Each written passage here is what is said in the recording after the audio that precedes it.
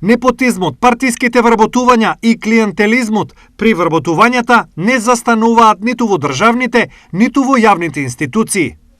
Извештајот на антикорупцијската комисија е преполн со примери каде при вработувањата лани клучни фактори биле партии, роднини, пријатели, пари и секаков вид на противуслуги. Но еве што антикорупционерите пронашле барајки неправилности.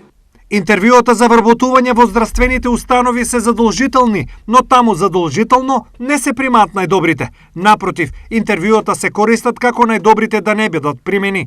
Сите критериуми се изместуваат на единствен начин со доделување на правото одлуката за избор да ја има работоводниот орган.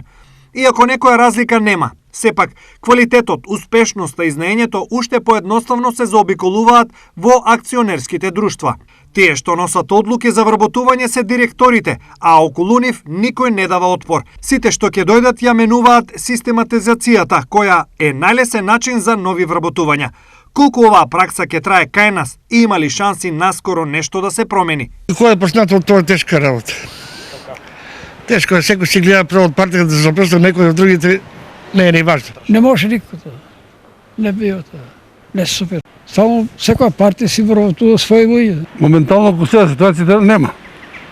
Ако има некој подобрување, тога ќе видиме. Освен партиски, редица се и вработувањата за пари и секаков вид на противуслуги, а од антикорупцијска објаснуваат како е изграден системот во кој способните и непартиски кадри седат дома, а останатите земаат плата и без да се појават на работа. Вака воспоставената пракса за избор на директори и непостоењето на правила за креирање работни места во јавните предпријатија и акционерските друштва е проверен начин за вработување на партиски лица.